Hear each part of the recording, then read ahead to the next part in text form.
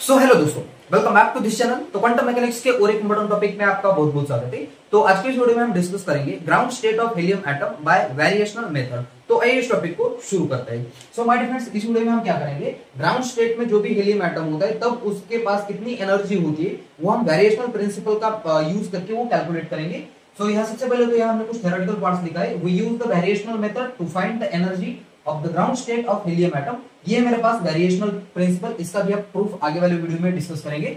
सो ये जैसे हम Hamiltonian expectation value of Hamiltonian calculate करेंगे तब हमारे पास क्या आ जाएगी, ग्राउंड स्टेट की एनर्जी आ जाएगी किसके, हीलियम एटम के लिए। एंड हमारे पास चलिए मान लेते हैं कि हमारे पास कोई एक हीलियम एटम है जिसका न्यूक्लियस जो है Ze है, उस पे चार्ज जो है प्लस Ze है एंड उसके आउटर मोस्ट शेल में दो इलेक्ट्रॉन घूम रहे, उस पे चार्ज है -e। ठीक है, वही हमने बात लिखी। The helium atom consist of nucleus of charge plus Ze and 2 electron each of charge -e if we consider a nucleus at rest। हमने मान लिया कि जो न्यूक्लियस है वो रेस्ट में है एंड वो जो इलेक्ट्रॉन है वो घूम रहे हैं। ठीक है, क्योंकि इलेक्ट्रॉन के वो जो न्यूक्लियस होता है उस पे उसका जो मास होता है इलेक्ट्रॉन के मुकाबले वो ज्यादा होता है, इसलिए वो रेस्ट होता है। सो अब यहाँ देख लेते हैं कि हम क्या करेंगे, ड्रॉ करने की कोशिश करेंगे हीलियम एटम को। यहाँ मेरे पास Ze प्लस Ze जिसपे चार्ज है, ये है न्यूक्लियस एंड यहाँ है उसका एक इलेक्ट्रॉन एंड यहाँ है उसका दूसरा इलेक्ट्रॉन। ठीक है, ये ऐसे इलेक्ट्रॉन ऐसे घूम रहे। अब मैंने क्या किया, इन दोनों को ऐसे कनेक्ट कर देता हूँ। यहाँ से देखो माय डियर फ्रेंड्स, यहाँ से यहाँ तक का जो डिस्टेंस है वो है, मैंने मान लिया R1 डिस्टेंस है। अगेन यहाँ से यहाँ तक का जो डिस्टेंस है वो है R2 डिस्टेंस है एंड इन दोनों के बीच का जो डिस्टेंस है मैंने मान लिया इन डिस्टेंस को R12। ठीक है, अब हम क्या करेंगे, पोटेंशियल एनर्जी कैलकुलेट करेंगे ईच के लिए। सो देख लेते हैं कि पोटेंशियल एनर्जी कैलकुलेट कर लेते हैं for first electron. So potential energy for first electron, तो वो क्या आ जाएगी, पोटेंशियल एनर्जी मैं फी से डिनोटेट करना चाहूंगा। फी इज इक्वल टू क्या है, इन दोनों के बीच की पोटेंशियल एनर्जी, यहाँ माइनस लिखना चाहूंगा बिकॉज इस पे प्लस चार्ज है, इस पे माइनस चार्ज है एंड ये दोनों एक दूसरे को अट्रैक्ट कर रहे हैं। ठीक है, तो यहाँ मैंने लिखा Z इंटू E, इसका मतलब ZE स्क्वायर एंड दोनों का डिस्टेंस कितना है। ठीक है, यहाँ इस वाले के लिए, फर्स्ट वाले के लिए R1 लिखा। एंड सिमिलरली पोटेंशियल एनर्जी हम कैलकुलेट करेंगे for second electron. Potential energy for second electron वो भी P is equal to minus ZE square and दोनों के बीच का डिस्टेंस क्या हो जाएगा, R2 हो जाएगा। एंड इन दो इलेक्ट्रॉन के बीच की, ईच दो इलेक्ट्रॉन के बीच की जब हम पोटेंशियल एनर्जी कैलकुलेट करेंगे, सो यहाँ लिखूंगा पोटेंशियल एनर्जी फॉर 2 इलेक्ट्रॉन। इन दोनों दो इलेक्ट्रॉन के बीच की जो potential energy phi equal to, अब ये प्लस हो जाएगी, क्यों, क्योंकि इस पे भी माइनस चार्ज है, इस पे भी माइनस चार्ज है, ये दोनों एक दूसरे को रिपेल कर रहे हैं। सो यहाँ लिखा मैंने E स्क्वायर। ठीक है, E into E square and in दोनों के बीच का डिस्टेंस कितना है, R12। एंड सिमिलरली हम काइनेटिक एनर्जी भी कैलकुलेट कर सकते हैं। सो यहाँ मैंने काइनेटिक एनर्जी को मैंने T लिखा। सो काइनेटिक एनर्जी बराबर होता है हमारे पास P square upon 2m and P की वैल्यू होती है minus alpha h cut and यहाँ से डेल। ठीक है, डेल का मतलब क्या है, डो अपॉन डो x प्लस डो अपॉन डो y प्लस डो अपॉन डो z। तो इसकी जैसे ये वैल्यू हम इसकी जगह पे पुट करेंगे एंड दो इलेक्ट्रॉन है, इसके लिए क्या आ जाएगा, डेल्टा 1 प्लस डेल्टा 2। सो ये मेरे पास आएगा, उसको सॉल्व करने के बाद T is equal to minus and उसकी वैल्यू ये तो आएगा निकल कर वो प्लस हो जाएगा एंड यहाँ से क्या हो जाएगा, h कट स्क्वायर या डिनोमिनेटर में आएगा 2m एंड यहाँ से डेल्टा 1 का स्क्वायर एंड ऑल्सो यहाँ से डेल्टा 2 का स्क्वायर। ये मेरे पास आ गई, काइनेटिक एनर्जी आ गई, पोटेंशियल एनर्जी आ गई। अब हम क्या करेंगे, हैमिल्टोनियन कैलकुलेट करेंगे। सो यहाँ से हैमिल्टोनियन इज गिवन बाय, सो मैं लिखना चाहूंगा द हैमिल्टोनियन किसके लिए, फॉर हीलियम एटम। सो वो क्या होता है माय डियर फ्रेंड्स, हैमिल्टोनियन को हम H से डिनोटेट कर लेते हैं, kinetic energy plus potential energy. अब दोनों वैल्यूज है मेरे पास, काइनेटिक एनर्जी है ऊपर वाले इक्वेशन से माइनस h कट स्क्वायर, यहाँ डिनोमिनेटर में 2m, यहाँ से मेरे पास आएगा डेल्टा 1 स्क्वायर प्लस यहाँ से आएगा डेल्टा 2 स्क्वायर एंड फिर से एक बार ये potential energy, total potential energy हमने क्या कैलकुलेट कर सकते हैं, इन सारे का सम कर देंगे तो मेरे पास क्या आ जाएगी, टोटल पोटेंशियल एनर्जी। सो यहाँ लिखेंगे माइनस ZE स्क्वायर, यहाँ से ZE square upon R1 minus ZE square upon R2 and दो इलेक्ट्रॉन के बीच की पोटेंशियल एनर्जी थी E स्क्वायर अपॉन R12। ठीक है, अब इसके बाद बचा हुआ काम मैं इस तरफ कंटिन्यू कर लेता हूँ, अब यहाँ तक नोट कर लीजिएगा। So my dear friends, last section में हम इस वाले इक्वेशन तक पहुंच चुके थे। अब इसके बाद क्या करेंगे, हमारे पास फॉर हीलियम एटम के लिए जो Z होता है, एटॉमिक नंबर होता है वो 2 होता है। ठीक है, वो वैल्यू इस वाले इक्वेशन में हम पुट कर देंगे। तो ये मेरे पास आएगा Hamiltonian H equal to minus h cut square, denominator में है 2m, यहाँ से मेरे पास डेल्टा 1 स्क्वायर, यहाँ से डेल्टा 2 स्क्वायर एंड यहाँ से ऑल्सो माइनस, एंड क्या कर लेते हैं इस 2 की जगह पे z की जगह पे हम 2 पुट कर देंगे, तो यहाँ से 2e² बाहर आ जाएगा, ठीक है, कुछ इस तरीके से, एंड डिनोमिनेटर में बचेगा 1/r1 प्लस 1/r2, ओके यहाँ तक, एंड यहाँ से क्या हो जाएगा प्लस e²/r12। अब माय फ्रेंड्स हमारे पास एक जनरल हैमिल्टोनियन इक्वेशन होता है, तो जनरल हैमिल्टोनियन इक्वेशन कुछ इस तरीके से होता है, h = h0 plus h prime, ठीक है, या इसको hp भी बोल देते हैं कई बार। सो इन दोनों को इक्वेशन को अगर हम कंपेयर करने की कोशिश करेंगे तो मेरे पास यहाँ h0 की वैल्यू आ जाएगी, h0 क्या आ जाएगी माइनस h का स्क्वायर, डिनोमिनेटर में है 2m, यहाँ से मेरे पास Δ1² Δ2² एंड यहाँ माइनस 2e² एंड डिनोमिनेटर में 1/r1 प्लस 1/r2, एंड ये किसकी वैल्यू आ गई, h0 की वैल्यू हो गया, एंड ये लास्ट की जो वैल्यू है h प्राइम वाली वो क्या है e²/r12। इसका भी यूज हम आगे जाके करने वाले, एक इंपॉर्टेंट इक्वेशन आ गया। अब हम क्या कर लेते हैं, इसके लिए वेव फंक्शन कैलकुलेट कर लेते हैं फॉर ईच इलेक्ट्रॉन के लिए। सो जब हीलियम एटम ग्राउंड स्टेट में होता है तब उसके पास वेव फंक्शन क्या होता है वो हम निकालेंगे। सो मैं यहां लिखना चाहूंगा wave function for helium atom जब वो क्या होता है इन अ ग्राउंड स्टेट, ठीक है, in a ground state. So my dear friends यहाँ जो वेव फंक्शन है हमको उसको साई, यहाँ से साई LMN ऐसे दिखाएंगे, या यहाँ से इस तरीके से कुछ NLM। अब यहाँ ग्राउंड स्टेट के लिए मेरे पास n की वैल्यू होती है 1, L की वैल्यू होती है 0 एंड m की वैल्यू भी क्या होती है 0 हो जाती है। तो वेव फंक्शन में कुछ इस तरीके से लिखना चाहूंगा। सो टोटल वेव फंक्शन क्या हो जाएगा माय डियर फ्रेंड्स, मेरे पास साई, यहाँ से साइन नॉट लिखना चाहूंगा मैं, ठीक है, साई वेव फंक्शन n की वैल्यू 1 0 0 एंड यहाँ से r1 r2 इक्वल टू यहाँ से वेव फंक्शन साई 1 1 एंड यहाँ से r1 into Sai 1 1 into r2, ठीक है। अब इसकी वैल्यू हम निकाल सकते हैं कि साई 1 0 0 एंड r1, ठीक है, r1 यानी कि फर्स्ट वाले इलेक्ट्रॉन के लिए wave function. My dear friends उसका एक सिंपल सा फॉर्मूला होता है, वो फॉर्मूला होता है ऐसा z³ into e minus zr1/a0, ठीक है, ये फर्स्ट इलेक्ट्रॉन के लिए हो गया।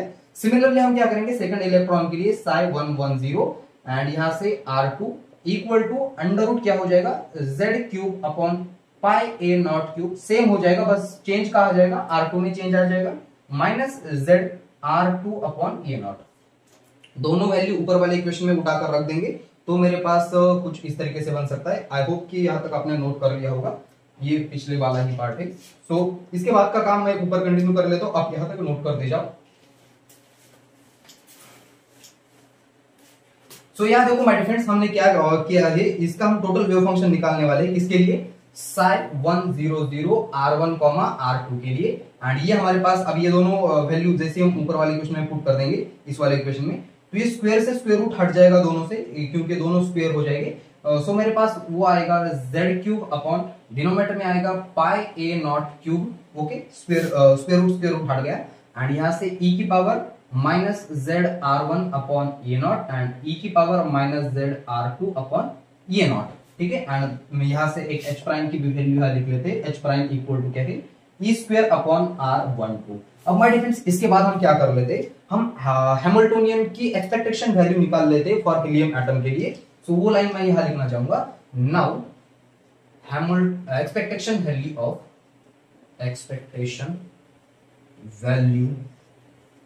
ऑफ हीलियम एटम, ठीक है, so expectation value of Hamiltonian for helium atom, ठीक है, फॉर हीलियम एटम, ठीक है। एक्सपेक्टेशन वैल्यू हीलियम एटम तो अभी हम पढ़ चुके हैं कि हीलियम एटम किस तरीके से निकाल सकते हैं कि expectation value of helium atom is equal to the sum of expectation value of kinetic energy and potential energy, ठीक है, एंड आल्सो क्या हो जाएगी interactive energy between two electron. So मैं यहाँ लिखना चाहूंगा कि Hamiltonian expectation value of Hamiltonian equal to वो हो जाएगी kinetic energy, and kinetic energy को मैं यहाँ से T से लिखना चाहूंगा, एंड प्लस पोटेंशियल एनर्जी मैं यहाँ से V से लिखा, एंड ऑल्सो मेरे पास जो इंटरैक्टिव एनर्जी यहाँ लिखना चाहूंगा मैं interactive energy of each electron for of 2 electron, ठीक है, जो भी हमारे पास 2 इलेक्ट्रॉन थे उसके लिए एक्सपेक्टेशन वैल्यू निकालेंगे हम। एंड ऑल्सो माय डिफरेंस यहाँ से मैंने ठीक है, अब क्या कर लेते हैं हम expectation value of kinetic energy and potential energy वो भी कैलकुलेट कर लेते हैं, आप यहाँ तक नोट कर लीजिएगा। ठीक है, इसके बाद देख लेते हैं काइनेटिक एनर्जी निकालेंगे हम। Kinetic energy expectation kinetic energy equal to ये होती है मेरे पास z square e square upon a naught, किसके लिए, हैमिल्टोनियन हीलियम एटम के लिए, ठीक है, हीलियम एटम के लिए। एंड ऑल्सो अब क्या करेंगे हम, पोटेंशियल एनर्जी निकालेंगे। एंड पोटेंशियल एनर्जी के लिए मेरे पास हैमिल्टोनियन एटम के लिए वो होती है -4 z e square upon a not, ये भी फॉर हीलियम एटम। एंड उसके बाद मेरे पास ये भी हम ऑलरेडी निकाल चुके हैं, यहां से देखो एक्सपेक्टेशन वैल्यू फॉर इलेक्ट्रॉन के लिए, तो वो क्या है, h prime equal to e square upon r12। अब ये जो वैल्यूज है ऊपर वाले इक्वेशन में हम पुट करेंगे, तो ये मेरे पास आ गई Hamiltonian h। Expectation value of Hamiltonian जैसे हम निकालेंगे तब हमारे पास क्या आ जाएगी, ग्राउंड स्टेट एनर्जी आ जाएगी, बिकॉज क्योंकि हमने पहले ही वो एक वेरिएशनल प्रिंसिपल लिखा था वहां। सो वेरिएशनल प्रिंसिपल के हिसाब से ये expectation value of helium Hamiltonian equal to होती है ग्राउंड स्टेट के बराबर। सो यहां से जैसे हम ये वैल्यू ऊपर वाले क्वेश्चन में पुट कर देंगे तो ये मेरे पास आएगा, इस टी की जगह पे क्या आ जाएगा, z square e square upon a not. And फिर से एक बार इस v की जगह पे आएगा -4 z e square upon a not. And फिर से एक बार क्या करेंगे, एंड प्लस करके ये वैल्यू ई स्क्वायर r12। अब माय डिफरेंस एक्सपेक्टेशन वैल्यू इसकी निकाल लेंगे, तो इसकी एक्सपेक्टेशन वैल्यू निकालने के लिए मेरे पास एक तरीका होता है कि ई स्क्वायर अपॉन r12, ये किस तरीके से निकाल लेते हैं हम, integration over wave function complex conjugate of wave function 100 यहाँ से r1 into r2। एंड यहाँ से फिर से एक बार क्या निकालना पड़ेगा, यहाँ से e square upon r12। And simple सा ये कॉम्प्लेक्स कॉन्जुगेट लेने के बाद सिंपल वेव फंक्शन लिखेंगे हम, वेव फंक्शन 100, इसके लिए r1 r2 एंड उसके बाद यहाँ से d टाउ। ठीक है, अब सारी वैल्यूज ये हमारे पास, इसको भी हम कैलकुलेट कर चुके हैं अभी ये वाला इक्वेशन। एंड इसका कॉम्प्लेक्स कॉन्जुगेट लेंगे तो ये सेम आ जाएगा, एंड फिर से एक बार ये सेम दोनों आ जाएगा। And E square upon r12 ये वैल्यू ऊपर वाले इक्वेशन में रख देंगे और देख लेते हैं कि आंसर क्या निकल कर आता है। सो आप यहाँ तक नोट कर लीजिएगा। So my dear friends, last section में हम इस वाले इक्वेशन तक पहुंच चुके थे। अब इस वाले इक्वेशन को थोड़ा सा रीअरेंज करके सॉल्व करेंगे और उसकी वैल्यू ऊपर वाले इक्वेशन से इस इक्वेशन में पुट कर देंगे, तो देख लेते हैं मेरे पास क्या आंसर निकल कर आता है। सो सबसे पहले तो हम इसकी वैल्यू कैलकुलेट कर रहे हैं, तो मैं यहाँ लिखना चाहूंगा ई स्क्वायर r12, ठीक है, इक्वल टू यहाँ से इंटीग्रेशन। अब यहाँ से देखो कॉम्प्लेक्स कॉन्जुगेट इसका लेंगे एंड इसमें तो कोई भी आयटा वाली टर्म नहीं है तो ये सेम हो जाएगा। एंड फिर से एक बार ये दोनों सेम है, इसका मतलब हमको इसका स्क्वायर करना है एंड साथ में ये दोनों क्वांटिटीज लिखनी है। सो मैं यहाँ साथ साथ वही काम कर लेता हूँ, z cube upon pi A not cube, ठीक है, एंड उसका क्या हो जाएगा, स्क्वायर हो जाएगा। एंड फिर से एक बार ये वाली टर्म मेरे पास एज इट इज रहेगी, ई स्क्वायर r12। एंड फिर से एक बार यहाँ से देखो इसका हम स्क्वायर कर रहे हैं, तो स्क्वायर कर रहे हैं इसका मतलब उन दोनों का मल्टीप्लीकेशन कर रहे हैं। सो e की पावर क्या मैं इसको इस तरीके से लिख सकता हूँ क्या, 2z upon a not and bracket के अंदर r1 प्लस r2 एंड यहाँ से d टाउ। ओके यहाँ तक। अब इसको थोड़ा सा सॉल्व करेंगे एंड सॉल्व करने के बाद देख लेते हैं मेरे पास इसकी वैल्यू क्या आती है।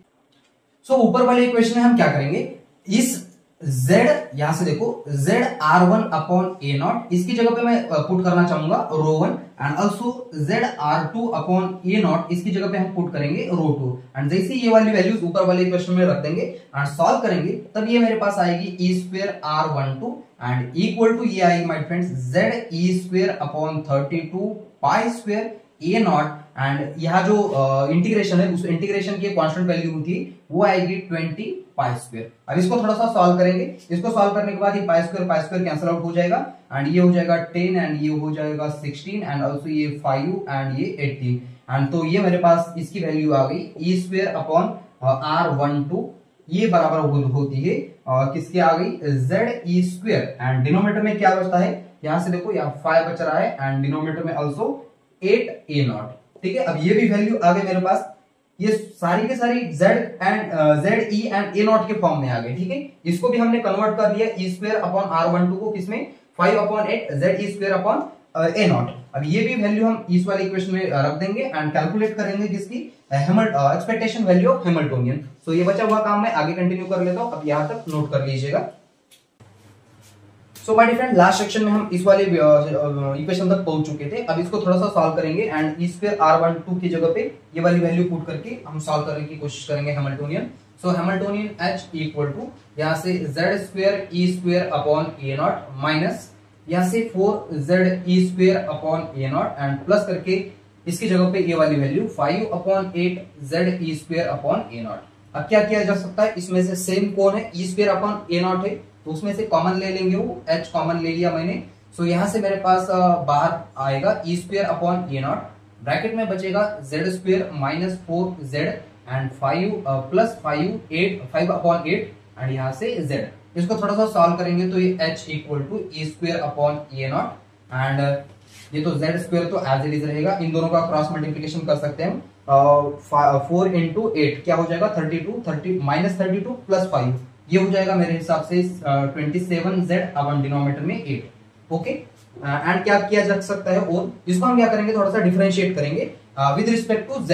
ठीक है, सो मैं यहां लिखना चाहूंगा differentiate about equation with respect to, किसके रिस्पेक्ट में करेंगे, z के रिस्पेक्ट में। तो यहां से देखो जैसे हम इसको डिफरेंशिएट करेंगे तो डो upon expectation value of Hamiltonian, denominator में आएगा डो z इक्वल टू यहाँ से e square upon a not and यहाँ से क्या हो जाएगा माय डिफरेंस, इसका डिफरेंशिएशन 2z हो जाएगा एंड माइनस 27 अपॉन 8। ठीक है, z का डिफरेंशिएशन 1। अब क्या किया जा सकता है, ये तो कांस्टेंट है तो इसका डिफरेंशिएशन 0 हो जाएगा and also equal to e square upon a not and यहाँ से 2z माइनस 27 8। अब ये इस तरफ चला जाएगा तो ये 0 बनेगा एंड मेरे पास आएगा 2z इक्वल टू 27 अपॉन 8। अब ये 2 भी इसके मल्टीप्लीकेशन में जाएगा तो मेरे पास z की वैल्यू आएगी z इक्वल टू 27 अपॉन 16। ठीक है, अब ये वाली वैल्यू हम किस में रखेंगे, इस वाले इक्वेशन में रखेंगे या इस वाले इक्वेशन में रखेंगे एंड क्या करेंगे, इसकी वैल्यू कैलकुलेट करने की कोशिश करेंगे। यहाँ से सिंपल अब हो सकता है कि हमको ये हैमिल्टोनियन की वैल्यू मिल सकती है। ठीक है, एक्सपेक्टेशन वैल्यू ऑफ हैमिल्टोनियन। सो यहाँ लिखेंगे h इक्वल टू यहाँ से ए स्क्वायर अपॉन ए नॉट तो एज इट इज रहेगा, z स्क्वायर की जगह पे आएगा 27 अपॉन 16, उसका स्क्वायर हो जाएगा माइनस 27 अपॉन 8 तो as it is and multiplication में कौन है 27 अपॉन 16 एंड जैसे माय डिफरेंस इसको हम सॉल्व करेंगे तो ये मेरे पास आएगी, इसकी वैल्यू सॉल्व करने पे मेरे पास आती है माइनस 2.85 एंड ये e square upon a nought as it is रहेगा एंड हमको यही वैल्यू कैलकुलेट करनी है। This is the expectation value या हम ग्राउंड स्टेट एनर्जी बोल सकते हैं, किसके लिए, हीलियम एटम के लिए। एंड ऑल्सो ये हमने अभी पढ़ा था कि Eg इक्वल टू होता है h कैप इक्वल टू ये minus 2.85 E square upon a not. बस आपको यहाँ तक लिखना होगा एंड ये यहाँ आप लाइन लिख सकते हैं कि this is the ground state energy for helium atom using किसका यूज किया हमने, वेरिएशनल प्रिंसिपल का। तो इसके बाद की वीडियो में हम वेरिएशनल प्रिंसिपल क्या होता है उसका प्रूफ देखेंगे एंड इस वीडियो को याद रखिए फुल स्टॉप। तब तक के लिए वेरी ऑल द बेस्ट।